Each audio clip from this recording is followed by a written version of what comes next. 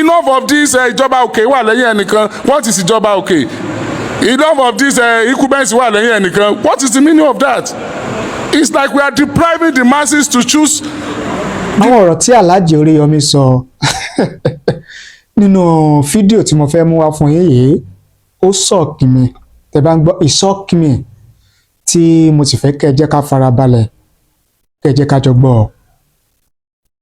Lásìkò tí àwọn agbóhùnsáfẹ́fẹ́ nípínlẹ̀ Ọ̀yọ́, díẹ̀ lára àwọn agbóhùnsáfẹ́fẹ́, torí pé kìí ṣe gbogbo àwọn agbóhùnsáfẹ́fẹ́, níbi tá a ti rí Àfùdá, tá a ti rí Faisal, tá a ti rí Captain D2 àtàwọn míì tí wọ́n ń tàkò àwọn ìbéèrè sí Alhaji Oriyomi tó jẹ́ olùdíje sípò gómìnà lẹ́gbẹ́ òṣèlú Accord nípínlẹ̀ Ọ̀yọ́ nínú ètò ìdìbò tó máa wáyé ní ọdún 2027. Àwọn ìbéèrè tí àwọn agbóhùnsáfẹ́fẹ́ yìí tí wọ́n bi Alhaji Oriyomi ó wà orí bákan, ṣùgbọ́n mo fẹ́ kẹ́ ẹ jẹ́ ká jọ wò, kẹ́ ẹ jẹ́ ká jọ gbọ́.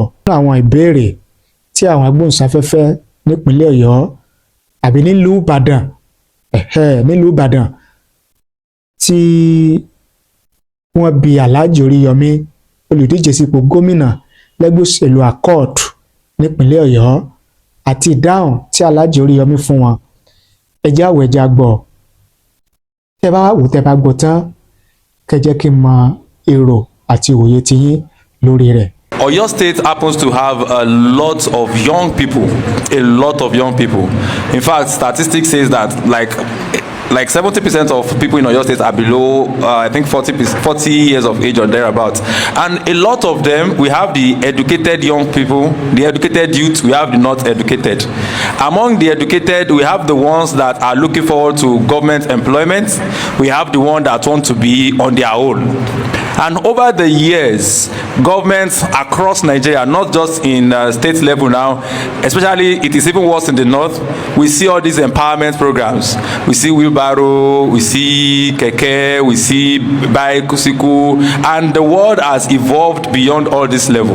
So if by God's grace, on the 29th of May 2027, you are sworn in as the governor of Oyo State, what plans do you have for all this category of young people?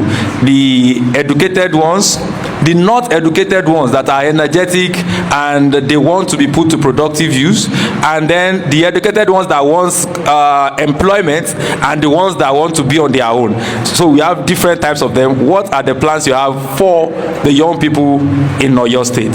Candidate wa tán jẹ́ Honourable House of Assemblies. Ó dà pé wọ́n ní list máa jáde ní ọ̀túnla. Tí list yẹn bá jáde, ẹ máa rí i pé ọ̀dọ́ ni gbogbo wa. Tí ẹ bá wò sà, ẹ máa rí i pé in the history of Oyo State, irú mi ò jáde rí pé òun fẹ́ ṣe gómìnà. Èmi ò lówó, mi ò dẹ̀ jẹ́ nǹkan kan, mi ò dẹ̀ sí nínú òṣèlú tẹ́lẹ̀. Kò sí connection èmi àtàwọn olóṣèlú, connection èmi àtàwọn aráàlú ló wà. Primary school mi Ìbàdàn, secondary school mi Ìbàdàn, tertiary institution I started in Ìbàdàn, mo lọ sí Èrúwà, mo tún padà wá sí Ìbàdàn, first degree, second degree. Iléeṣẹ́ mi Ìbàdàn. So èmi gangan mo jẹ́ ọ̀dọ́, àpẹẹrẹ tẹ́ fi máa mọ̀ pọ́dọ̀ ni mo fẹ́ lò. Nígbà tí Buhari fẹ́ yan àwọn boards, wọ́n ní àwọn orúkọ kan wà ń bẹ̀ tó bíi 10 tó jẹ́ pé òkú ni wọ́n wá bí Buhari pé kí ló dé tó yan òkú. Ó láwọn tó ń mọ̀ ló ń yàn yẹn, àwọn tó ń trust, àwọn tó ń jọ ń lọ ayé bọ̀.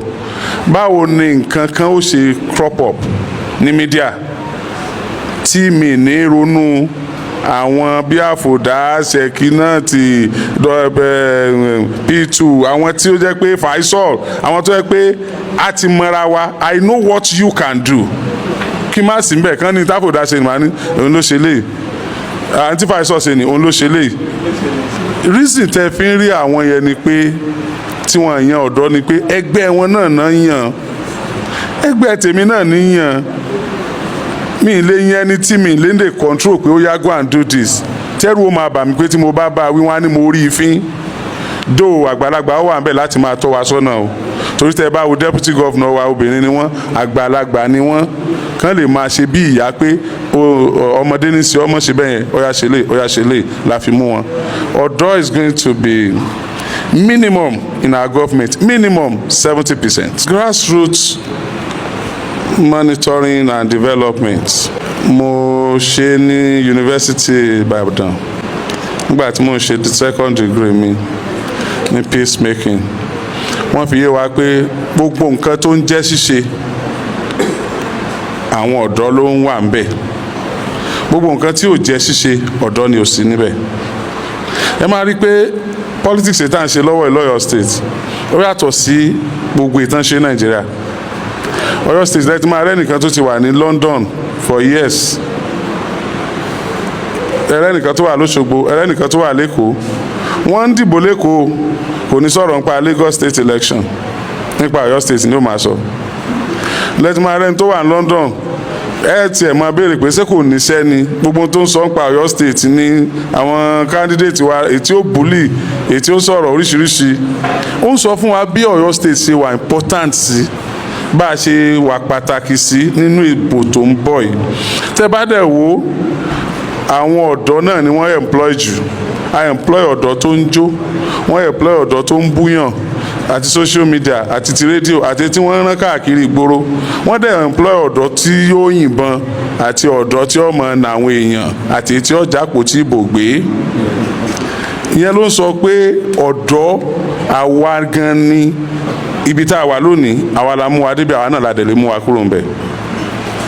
Nǹkan àkọ́kọ́ tí ọ̀dọ́ nífẹ̀ẹ́ jù tí ò sí nǹkan kan tẹ́ lè gbé sẹ́gbẹ̀ẹ́ rẹ̀ láyé, Ọlọ́run ló ṣe bẹ́ẹ̀. Ṣé mọ̀ pé mo lọ síbi kan tán tí ń ṣeré nílùú òyìnbó, tọ́mọ wa bá ń fi yèpẹ̀ ṣeré a máa nà, wọ́n wá ṣe bẹ̀ yẹn ó fine, wọ́n wá fi ibì kan lẹ̀ ńbẹ̀, bí nǹkan ṣeré yẹn ṣe pọ̀ tó wọ́n fi yèpẹ̀ sílẹ̀ ńbẹ̀. Màá wá ráwọn ọmọ òyìnbó wọn á jókòó bẹ́ẹ̀, wọ́n á máa fi cup, wọ́n tún fi cup síbẹ̀ fún wọn, wọ́n á fi máa wọn yèrùpẹ̀, wọ́n á máa domi sí, wọ́n á máa fi ṣeré. Indication pé yíyọ èrùpẹ̀ yẹn lọ́lọ́run fi dá wa kò tí ì tán lára wa làwọn ọmọ kékeré ṣe máa ń nífẹ̀ẹ́ yèrùpẹ̀. Ìgbà tá à ń dàgbà bọ́ a máa pé bàbá mi kò lè bẹ́, ìyá mi kò lè bẹ́, bẹ́ẹ̀ kò lè bẹ́, a máa bẹ́lẹ̀. Bá a ṣe ń bẹ́ gbà yẹn àlè bẹ́ẹ̀ mọ̀ sí. Nǹkan ẹyọ kan tó dáa jù tọ́dọ̀ nífẹ̀ẹ́ sí jù Ọlọ́run náà ló àṣà yẹn fún ọ̀dọ́ òun náà ní sports. Ẹ̀rí pé tí wọ́n bá ti ń dàgbà dé stage kan wọn à ní lè, ètò jẹ́ pé ń fò ni kò ní lè fò púpọ̀ mọ́, ètò ń sáré kò ní lè sáré mọ́. A jẹ́ pé sport yẹn a ṣe fún ọ̀dọ́ ni, a ṣe fún ẹni tó bá ti dàgbà alágbà. Tí a bá lo sport wa dáadáa, tá a mójútó dáadáa, àwọn ọ̀dọ́ tó wà ń ta yẹn 40% of them ní sport máa take care. Nígbà táwa kéré Mọ́níyà, gbogbo pápá àṣeré tí ń bẹ Mọ́níyà pátápátá làwọn ọ̀dọ́ ti máa ń gbá bọ́ọ̀lù. Ẹ wò báyìí gan gbé ilé ìmọ̀ bọ́ọ̀lù gbá gan o, gbogbo bọ́ọ̀lù tán gbá yẹn ad hoc job náà fi ń ṣe lẹ́nu, casual job lára ITA àtàwọn ibìkan tó rí bẹ́ẹ̀. Ìmí end up tó ń ṣe conductor, ìmí nìsín ó ti dọ̀rá ìsà nígboro torí pé òròpó máa fi bọ́ọ̀lù gbígbá yẹn jẹun ṣùgbọ́n kò fi ṣe nǹkan kan torí pé ìjọba ò létò fún wọn. Tí ìjọba wa bá gbé ètò kalẹ̀, ìjọba tiwa á gbé ètò kalẹ̀, ìjọba ò létò fún wọn tí mò ń sọ, I'm not referring to this government tó wà ń bẹ̀ yìí o, ó ti pẹ́ o, ṣáájú àkókò yìí ni o, because àwọn nǹkan kan máa ń ṣẹlẹ̀, wọ́n di pé a tún bújọba tó wà ń bẹ̀, a máa bú ẹ̀ náà, ṣé bí ibi tó kù sí náà la fẹ́ gbé sókè, àwa náà á jọ bú ẹni tó lọ tẹ́yìn náà fi wà ń bẹ̀ ni, ẹ̀dẹ̀ ń pàtẹ́wọ́ fún wa ń gbà yóò dẹ̀ ń dùn mẹ́yìn. It's normal thing, that's politics. It's not that pé hate ẹni yẹn, ibi tó kù sí yẹn level capitalize on kẹ́yìn fi wọlé, but this time we are not here to boo anybody, we are not boo anybody. Mi ò bú anybody, mo kàn sọ ni pé kì í ṣèjọba tiwọn nìkan, ìjọba tó lọ ń bí a kì í rí nǹkan ṣe sí. Ọ̀pọ̀lọpọ̀ àwọn ọ̀dọ́ wa tó ń gbá bọ́ọ̀lù yẹn tá a bá lò wọ́n dáadáa, ìmí àti kúrò lórílẹ̀‐èdè àti lọ máa gbá bọ́ọ̀lù bẹ́ẹ̀, ìmí àwa bí a sì máa make owó ẹ̀. Number 1 nìyẹn. Number 2, agriculture tí mo sọ lẹ́ẹ̀kan, tíṣà yẹn bá jẹ́ 100%, 90% of it ọ̀dọ́ ló máa ṣe. Tí wọ́n bá ti rí tí ò dàbí iṣẹ́ àgbẹ̀ tá à ń pè ń sìn, because àgbẹ̀ tá à ń ṣe ń sìn, àgbẹ̀ téèyàn á kàn gbó dànù tí ò ní sí nǹkan kan ni. Gààrí ọ̀wálẹ̀ sí, àwọn àgbẹ̀ ò dẹ̀ rí ẹ̀gẹ́ tà, wọ́n dẹ̀ ń ta ọkọ̀ ẹ̀gẹ́ kan wọ́n ń tà ní 30,000 naira, wọ́n kó ẹ̀gẹ́ sójú ọ̀nà oúnjẹ rà síbẹ̀, Fúlàní ń fún wọn ní 20,000, wọ́n sọ fún Fúlàní kó lọ kó ẹran jẹ ẹ̀gẹ́ wọn nínú oko. You get it? Okay, ìjọba ti wá tí tẹ̀gẹ́ bá fẹ́ wálẹ̀ báyẹn a máa ní preservative method of farming níbi tí wọ́n lè kó kíní yẹn wá tá a máa rà ní normal owó tó yẹ kán tà tí ò bá sí issue. So tíjọba bá rà bẹ́ẹ̀ ìjọba ní àǹfààní àti lè kó pamọ́ dìgbà tó máa lò ó.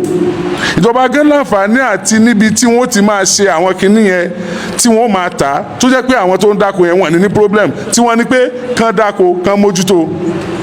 Àwọn egede kún gbogbo ọ̀nà ọ̀dọ̀ yín yẹn tí wọ́n ń dáko ń bẹ̀, ètò gbin rice, ètò gbẹ̀gẹ́, ètò manage cashew àtoríṣiríṣi àti ṣú. Tí ó bá jẹ́ pé ọ̀dọ́ tó ń lọ sóko náà lè lo táì bẹ́ẹ̀ ṣe lo táì tó jẹ́ pé instruction ló kàn máa give kò ṣe pé òun ló máa má dá. Iṣẹ́ ti tractor ilé iṣẹ́ ti ẹ̀họ́ ilẹ̀ wò ṣé wọ́n ti service ẹ̀ tó dẹ̀ lọ sọ́fíìsì ẹ̀ tán dẹ̀ bá ṣiṣẹ́ tán fún ní report tó náà bọ́ sínú mọ́tò ẹ̀ tó driving wá gbòòrò tó padà. A ní sọ gbogbo àwọn ibùdó àgbóko dáko farm settlement a ní sọ di normal estate. A máa jẹ́ kó wà ní tó wà, èyí tó ti lọ a máa gbójú a máa ṣe tuntun nítorí pé àwọn ìjọba tó ṣe ń gbà yẹn ó ní reason tán fi ṣe kò dẹ̀ sí replacement fún adẹ̀sọ́bí tán ti ń dáko sọ́bí táwọn èèyàn ń gbé òkè ẹ wá lóúnjẹ òní wọ́n ẹlẹ́n provide iṣẹ́ wo la fẹ́ provide. So agriculture is going to take larger percentage of it, tourism is going to take larger percentage of it. So with that ọ̀dọ̀ tó bá wò pé fine iṣẹ́ báyìí ló ń fẹ́ máa ṣe o instead a fi ń employ wọn because gbogbo state ló ṣe ń gbà yẹn wọn kàn láwọn employ àwọn ọ̀dọ́ o wọn á máa fún wọn ní flat price àti tó ní BSc àti tó ní OND àti tó ní SSC ẹ máa fún 20,000 owó salary wọn no ọ̀pọ̀lọpọ̀ ọ̀dọ́ ló fẹ́ dá dúró owó kékeré ni wọ́n need mo rẹ̀ tó jẹ́ pé laptop nìkan ló need tó lóun fẹ́ dá dúró ó ti mọ tí ó ṣe kò rówó laptop yẹn kò lè dá dúró mọ́. We are going to empower them. Empowerment matters and monitoring. If you empower them, you monitor it, they are going to be productive. Then I want you to note gbogbo tí mo bá ń sọ tí mi bá ṣe bẹ́ẹ̀ ẹ fi bí mi I'm going to do whatever I tell you. Thank you.